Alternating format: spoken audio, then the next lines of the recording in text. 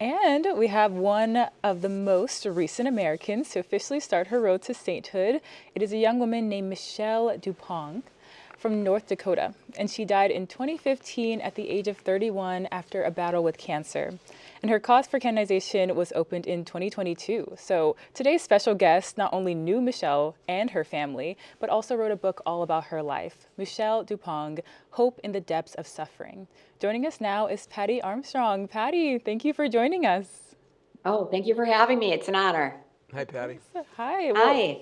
we'd love to start if you could tell us how a mutual friend introduced you to Michelle's family and what it's like to get to know them. Well, my husband, he actually died 2 years ago. He used to be on radio, and he had interviewed somebody, Russell Geetson, on his letters home that were like a journal. A Dakota boy goes to war, and he talked about how his faith got him through Vietnam. He had us over for dinner. His wife made authentic Vietnamese food. And then he said, "Do you mind if my neighbors come over? Marianne and Ken Duppong, they would love to meet you," because Mark was kind of a celebrity. And we said, "Sure." And so we really hit it off and became friends. And we would see them often in Catholic circles. And so they had 6 children, 5 still living now. And Michelle was among them. And they were a very dynamic Catholic family. And so we would get invited out to their farm many times. Both Ken and Marianne, their ancestors were homesteaders from I don't know, the Ukraine, that part of the world, and they left, went to Colorado for a while, came back because I really liked the Catholic atmosphere here in North Dakota. So Michelle became a focus missionary. She graduated from North Dakota State University with a degree in horticulture. Just a real dynamic, always in love with the faith. And one of the things people said most often about her, she was ordinary and yet extraordinary. And she really was, because she was fun. She wasn't somebody who was all lofty and you thought she was out of touch. She was fun to be with. You didn't feel like she was ever judging you. But anyways, that's how I got to know her and her family. Now, tell us about her time as a focus missionary, because I understand it almost didn't happen. Ironically, even though she was a dynamo, Father James Cheney, who is the chaplain and still there at the Newman Center, said she was fun. You know, people would be laughing at the talent show, but she was extremely, extremely on fire for the faith. She applied and was turned down. I think they put her on the wait list. And he contacted them and said, "You're making a big mistake." He said, "I don't know why, whatever. Maybe she was nervous for the interview." But in the meantime, she never complained. She just thought, okay, whatever God wants. And that's the way she lived her life. Whatever God wants, I want. And so if she wasn't chosen, it must not be what God's plan was for her. So she went back to the family farm and said, "Hey, can I help around here while I figure out my next step?" But in the meantime, they got word like, "Hey, you need to take another look at Michelle. She's a dynamo." So they did call her. She did become a focus missionary. Ironically, though, when she started, they have to fundraise their own salary, basically. Yeah. And so the local church, the father said, "Oh, gee, I don't know about that. This doesn't sound like a good idea." And she said she would meet with people, tell them about being a focus missionary. And 2 people came down just to say hi and left. She didn't get one donation, but she persevered through the obstacles. And now Focus, they made a movie about her. Yeah. Radiating Joy. You can go to their website and watch it for free and actually see Michelle and hear people explain what her life was like, but actually see her right up there on video.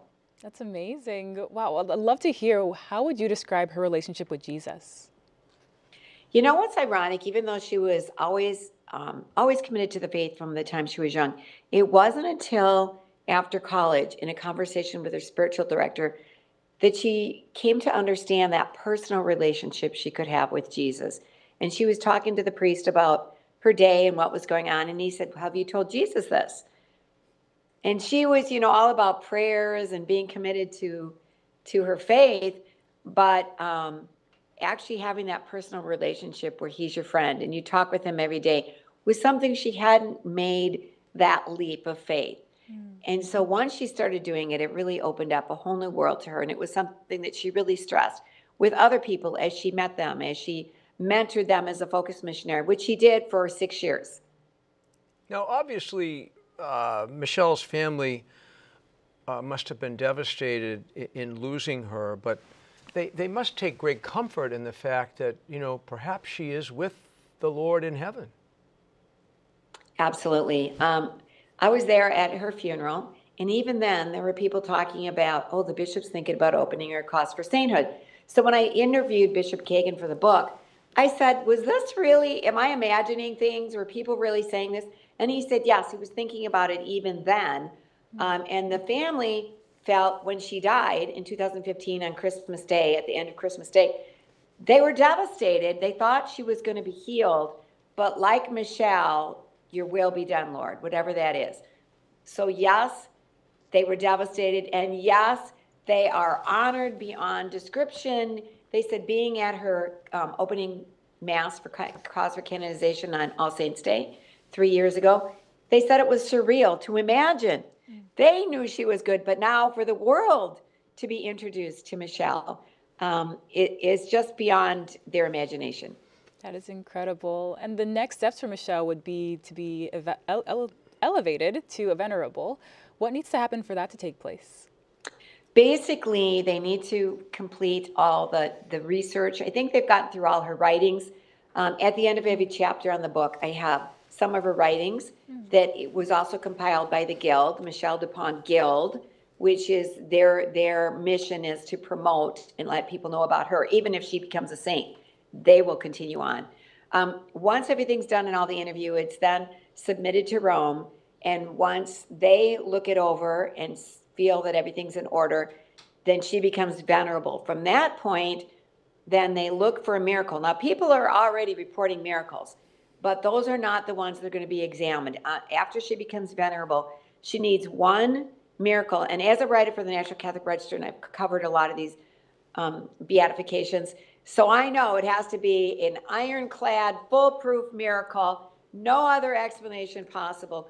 They will then look into that, and once a miracle is approved, she becomes blessed, and once another miracle is approved, then she would be canonized as a saint. Very interesting. Well, Patti, thank you so much for being with us today. Thank you for writing the book on Michelle Duppong, Hope in the Depths of Suffering. How can people get a copy of that? Well, you can probably get it at your local bookstores, just about any bookstore. If you ask for it, if they don't have it, they will get it for you. You can also get it online. Sophia Institute Press is the publisher, and I'm sure they would appreciate it if you went there to get it. So Michelle Duppong, Hope in the Depths of Suffering. Love it.